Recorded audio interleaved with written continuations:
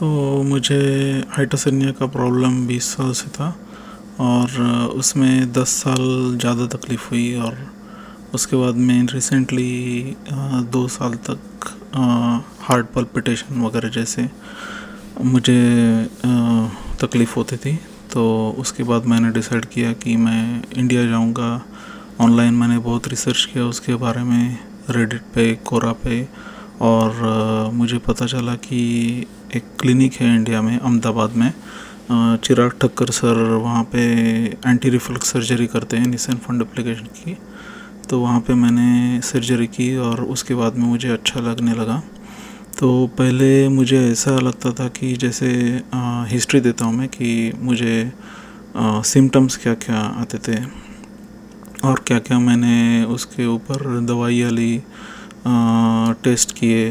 तो मैंने पहले मुझे मतलब ऐसा लगता था ना कि कार में जाऊँ, किसी उबर में बैठूँ, बस में जाऊँ, तो ऐसा लगता था कि यहाँ से कब निकलूँ मैं, यहाँ से ये जर्नी कब ओवर होगी, मैं यहाँ से बाहर कब निकलूँगा। उल्टी उल्टी जैसा फीलिंग आता था, थ्रो अप। तो इसके लिए मैं हमेशा मेरे पास एक आधा बैग रखता था और एक वोमिटिंग अगर हो जाए तो, लेकिन ऐसा कभी हुआ नहीं, ऐसा फीलिंग हमेशा रहता था। और बाद में जैसे मैं इंडिया में एक बार 3-4 महीने के लिए मैंने जिम भी लगाया था, तो मैं जब प्रोटीन पाउडर लेता था तो उसका भी ज़्यादा रिफ्लक्स होता था। तो तब मैंने एक बार मुझे कोल्ड हुआ था बहुत, तो मैं मसाला चाय, मसाला टी पीने के लिए 3 बार शायद उस दिन पिया था मैंने। तो मुझे एकदम मतलब मेरा हार्ट बीट अराउंड 180-185 तक चला गया था पर मिनट। तो मैं बहुत घबरा गया। तो ये मतलब मेरा सिम्टम था। वैसे तो मैं जब कनाडा में था तो कनाडा में भी मुंह कड़वा पड़ना ज़्यादा करके ऐसा ज़्यादा होता था कि कुछ खा लिया तो मुंह कड़वा पड़ गया, घंटे घंटे, पूरा पूरा दिन, पूरा हफ्ता, 2-3 हफ्ता, मतलब हमेशा के लिए मुंह कड़वा पड़ता था। वो जो पूरा एसिड रहता है पेट का, वो मुंह में आता था पूरा। मेरा एंडोस्कोपी कनाडा में हुआ था हेल्थ केयर से। तो उसमें उन्होंने बोला था कि एलियस मतलब लोअर एसोफेगल स्फिंक्टर लूज है, और जल्दी से चला गया था और ज़्यादा कुछ उन्होंने बोला नहीं। उन्होंने ये भी नहीं बोला कि हाइपोथर्मिया है। और इंडिया में जब मैंने एंडोस्कोपी 4-5 बार किया, लाइक एक डॉक्टर के पास 4 बार किया और दूसरे डॉक्टर के पास 1 बार किया और सबसे पहले डॉक्टर के पास 1 बार किया। तो सबसे फर्स्ट जो डॉक्टर था उसने बोला कि इसके लिए आपको पेंटोप्रेजोल, राबाप्रेजोल या ओमेप्रेजोल, उसने तो राबाप्रेजोल मुझे प्रिस्क्राइब किया था। तो बोला था कि ये तुम हमेशा के लिए लाइफ टाइम लेते रहो और ठीक रहेगा सब कुछ। लेकिन किसी ने भी ये नहीं बोला कि तुम सर्जरी करो और सर्जरी करने के बाद तुम्हें अच्छा लगने लगेगा। क्योंकि ज़्यादा करके मैंने ये देखा है कि इंडिया में कभी भी ये नहीं करते कि सर्जरी सजेस्ट करते नहीं हैं, क्योंकि उनको पैसा बनाना अच्छा लगता है कि वो हमेशा प्रिस्क्रिप्शन आपको देते रहे और उस प्रिस्क्रिप्शन का फ़ीस लेते रहे और वो जो मेडिकेशंस है वो चलता रहेगा ये बिज़नेस। तो इसके लिए शायद वो सजेस्ट नहीं करते होंगे, क्योंकि अगर सर्जरी कर ली तो उनका धंधा बंद हो जाएगा। क्योंकि सर्जरी करने के बाद मैंने अब तक एक भी एंटी रिफ्लक्स या फिर पीपीआई मेडिसिन नहीं ली है। पीपीआई मतलब ये जो आते हैं ना, राबाप्रेजोल, पेंटोप्रेजोल और ओमेप्रेजोल, ये सब पीपीआई में आते हैं, प्रोटॉन पंप इनहिबिटर्स, जो मतलब नॉर्मल जो एसिडिटी की टैबलेट रहती है उससे ज़्यादा इफ़ेक्टिव रहती है, जो पूरा दिन तक प्रोटेक्ट करती है आपको। उसमें से 20 mg और 40 mg के 2 पीस आती है ओमेप्रेजोल या पेंटोप्रेजोल की।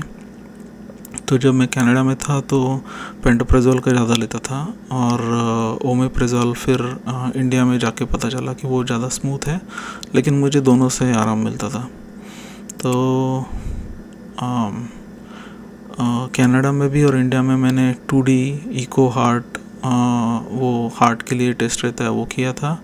और मैंने स्ट्रेस टेस्ट की भी किया था कनाडा में। वो यहाँ पे वो लगा के मुझे दौड़ने के लिए बोला था, क्योंकि क्या हुआ था कि मुझे बहुत चेस्ट पेन होता था, मतलब हार्ट का पेन बहुत होता था।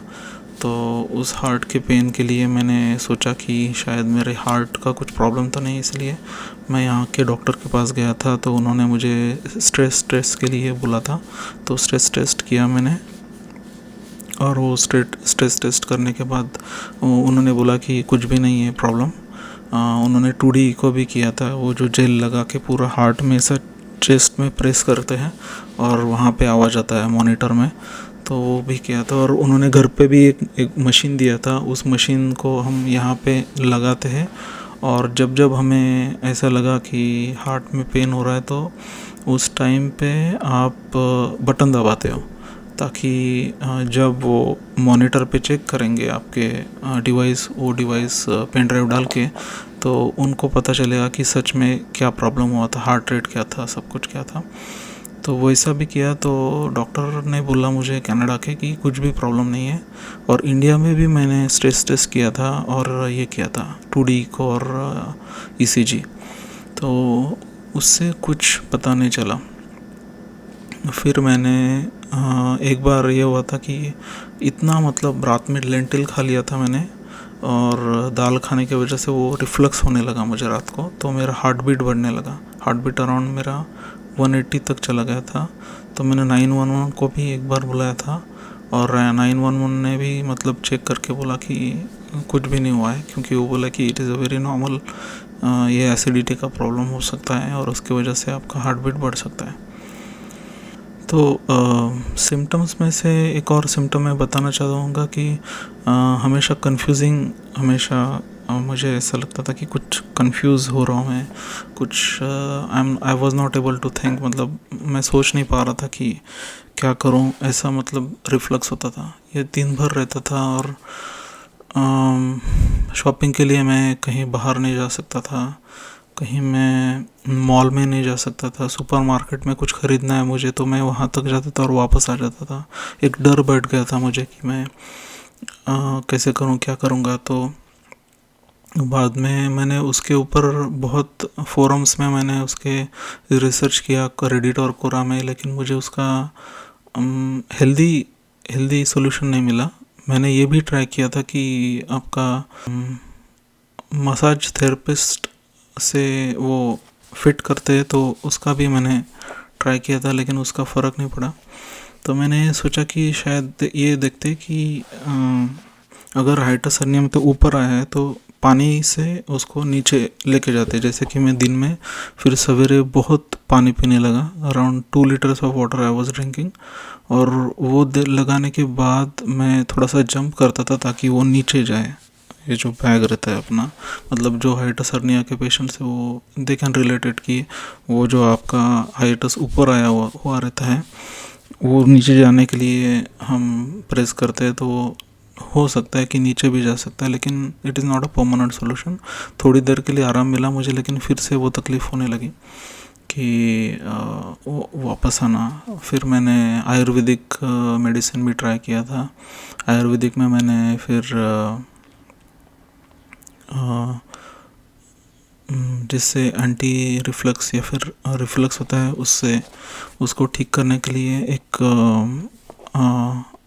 पाउडर रहती है, वो पाउडर पानी में उबाल के मैं लेता था। अविपत्तिकर चूर्ण भी ट्राई किया था, और अविपत्तिकर चूर्ण से मुझे कुछ फ़र्क पड़ा नहीं ज़्यादा।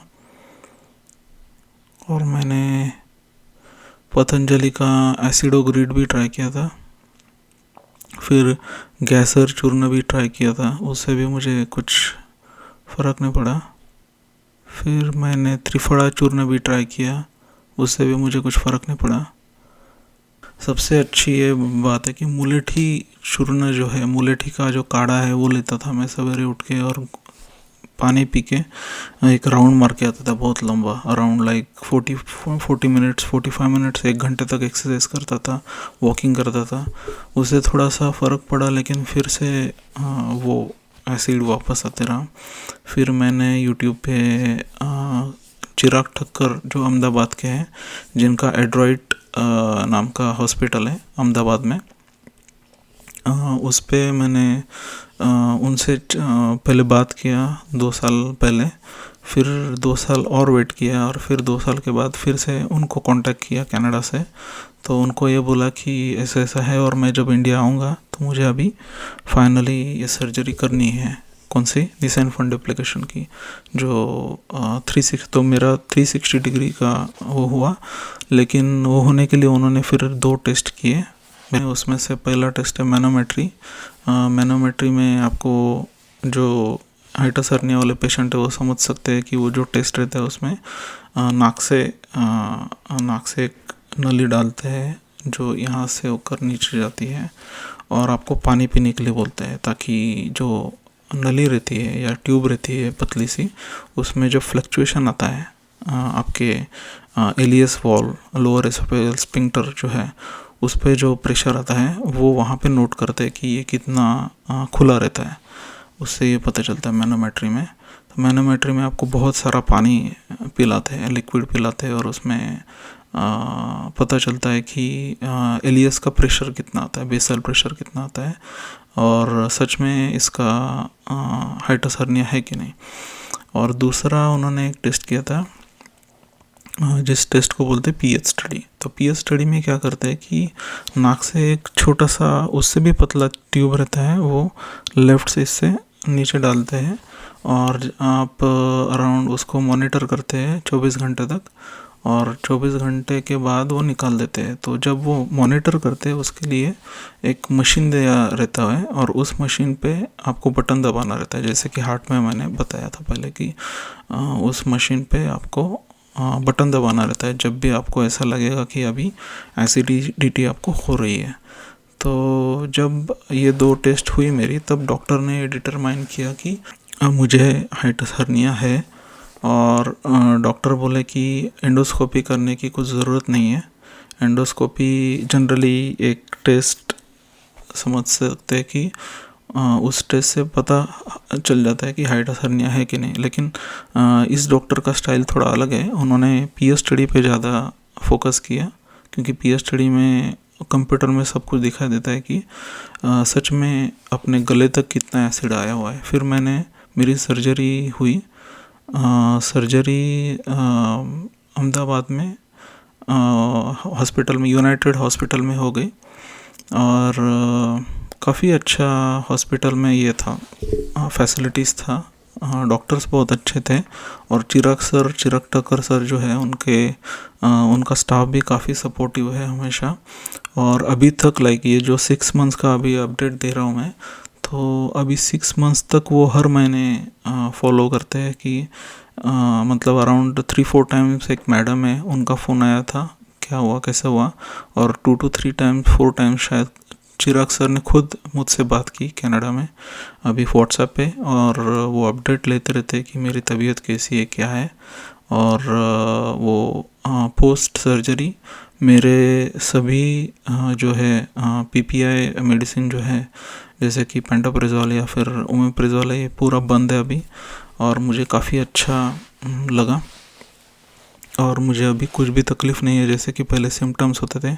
अभी मैं ट्रैवल काफ़ी बिना झिझक कर सकता हूँ, विदाउट टेंशन कर सकता हूँ। I don't have to think twice कि मैं अभी जाऊँ कि नहीं, मैं वो मीटिंग बैग साथ में लेके जाऊँ कि नहीं जाऊँ।